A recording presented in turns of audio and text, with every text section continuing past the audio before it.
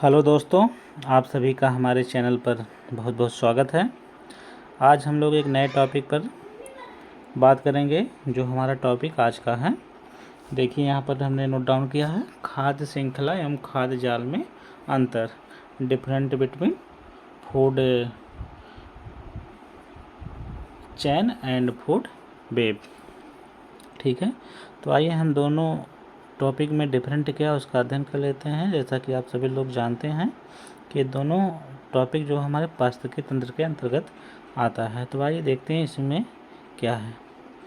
हाँ, तो यहाँ देखिए हमने नोट डाउन किया है खाद्य श्रृंखला एवं खाद्य जाल में अंतर। ये हमारी इधर की क्या है, खाद्य श्रृंखला है, इधर की साइड खाद्य श्रृंखला है, इधर क्या है, खाद्य जाल है। तो एक एक पॉइंट को हम लोग अध्ययन करते हैं। तो अगर देखिए यहाँ पर अगर हम लोग, तो इसका पहला पॉइंट खाद्य श्रृंखला का जो है, इसको पहला पॉइंट है, पारिस्थितिकी तंत्र में एक जीव दूसरे जीव में भोज्य पदार्थों का स्थानांतरण खाद्य श्रृंखला कहलाता है। जो हमारा पारिस्थितिकी तंत्र है उसमें जितने भी जीव पाए जाते हैं वो सारे जीव क्या होते हैं, एक जीव दूसरे जीव पर क्या होते हैं, निर्भर होते हैं, अपने पोषण के लिए क्या होते हैं, निर्भर होते हैं। जैसे अगर हम यहाँ बात कर लें, जैसे हमारा क्या होता है, एक उत्पादक है, उत्पादक को खाने वाला कोई न कोई होगा, हिरन या शाकाहारी जो होते हैं, इसको प्राथमिक उपभोक्ता कहा जाता है, और इसको जो खाएगा इसको द्वितीयक, ठीक है, ऐसे तृतीयक या घटक के रूप में परिवर्तित हो जाते हैं। तो उत्पादक जो होता है सबसे बड़ा क्या है, स्रोत है भोज्य पदार्थों का। ठीक है, तो एक जीव से क्या होता है, दूसरे जीव में जो इसमें जो इसको खाएगा इसमें इसका कुछ ऊर्जा ट्रांसफ़र होगी, कुछ इसमें होगी, लेकिन जो भी कोई जीव खाता है एक दूसरे को, उसका मात्र 10% ही ट्रांसफ़र होता है। इस नियम को लैंडमान ने दिया था। कहने का मतलब है कि जो इसमें जितनी भी ऊर्जा होगी, हिरन में सिर्फ इसका 10% और इसमें 10 का इसमें जो ट्रांसफ़र होगी, इसका 10% सिर्फ ही ट्रांसफ़र होगी। ठीक है, तो पारिस्थितिकी तंत्र में एक जीव दूसरे जीव में भोज्य पदार्थों का स्थानांतरण खाद्य श्रृंखला कहलाता है। माने पोषण के लिए एक जीव दूसरे जीव से क्या होते हैं, परस्पर आपस में जुड़े होते हैं, जिसको क्या कहा जाता है, खाद्य श्रृंखला कहा जाता है। हाँ, दूसरा टॉपिक हमारा है, दूसरा टॉपिक में खाद्य जाल का पहला पॉइंट है, विभिन्न खाद्य श्रृंखलाएं परस्पर मिलकर खाद्य जाल बनाती हैं।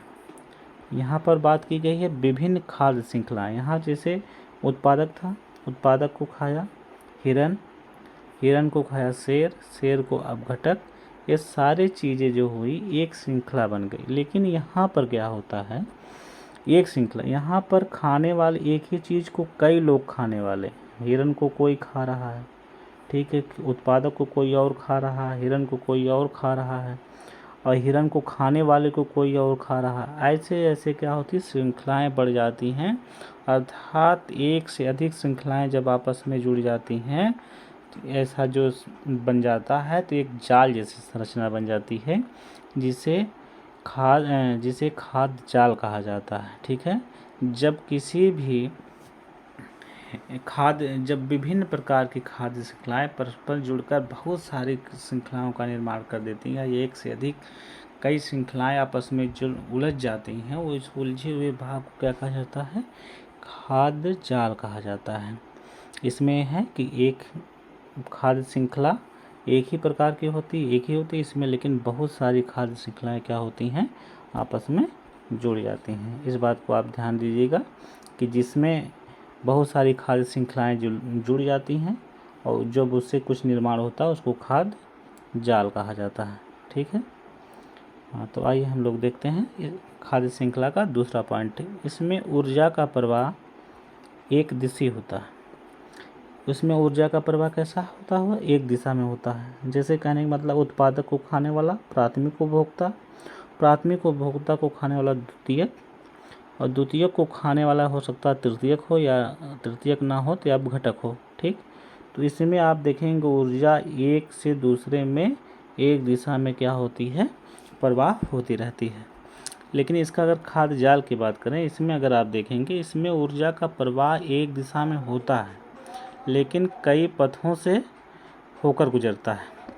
जैसे कहने का तात्पर्य है जब बहुत सारी खाद्य श्रृंखलाएं जुड़ जाएंगी तो इसमें क्या होता है, जो भी ऊर्जा का प्रवाह होता है एक से दूसरे में तो एक दिशा में हो रहा है, लेकिन बहुत से मार्गों को होकर गुजरता है, एक दिशा में होते हुए विभिन्न से जीव पदार्थों से होकर क्या होता है, ये गुजरता है। ठीक है, तो इसमें अंतर है। तो इसमें एक दिशा होता है, लेकिन इसमें क्या होता है, एक दिशा तो होता है लेकिन कई पथों से होकर गुजरता है। ठीक है, तीसरा पॉइंट पे अगर हम बात करें खाद्य श्रृंखला का अगर तीसरा पॉइंट अगर हम देखते हैं, इसमें देखिए तीसरा पॉइंट क्या है, इसमें उत्पादक, विभिन्न श्रेणी के उपभोक्ता तथा अपघटक होते हैं। इसमें क्या होते हैं, जैसे उत्पादक की बात की गई है यहाँ पे, उत्पादक मतलब पेड़ पौधे, उत्पादक कौन होते हैं, पेड़ पौधे। उपभोक्ता, और इनको खाने वाले विभिन्न श्रेणी के उपभोक्ता की बात की है। कुछ ऐसे उपभोक्ता होते हैं सिर्फ किसको खाते हैं, इसको खाते हैं, हरे पेड़ पौधों को, लेकिन कुछ ऐसे उपभोक्ता होते हैं जो हरे पेड़ पौधों को खाते हैं, उनको खाते हैं। ठीक है, तो उपभोक्ता विभिन्न श्रेणी के हो गए। अपघटक, तो अपघटक क्या करते हैं, किसी भी जीव को जब सड़ा गला के या किसी भी वेस्ट मटेरियल को क्या करते हैं, मृदा में मिलाने का कार्य करते हैं। तो इसमें एक उत्पादक होगा पेड़ पौधे, विभिन्न श्रेणी के उपभोक्ता होंगे, उपभोक्ता माने एक दूसरे का जो खाने वाले हैं, और जो उपभोक्ताओं का भी भक्षण कर लेते हैं वो अपघटक है। ठीक है, ये चीज़ हो गई। इसमें अगर देखें, इसमें अनेक जीव समुदाय के उपभोक्ता तथा अपघटक होते हैं। स्वाभाविक बात है कि जब बहुत सारी खाद्य श्रृंखलाएं आपस में जुड़ी हैं तो उनमें बहुत सारी श्रृंखलाएं जो जुड़ी होती हैं उनके जीव समुदाय होंगे, और उन जीव समुदाय के खाने वाले जितने भी उपभोक्ता होंगे वो होंगे, और उन सारे उपभोक्ताओं को सड़ा गला कर मिट्टी में मिलाने वाले जो होंगे वह अपघटक होंगे। ठीक है, तो आपको ये डिफरेंट मिल गया होगा। ठीक है, तो ये हमारा टॉपिक था, यही इसमें क्या था, डिफरेंट था।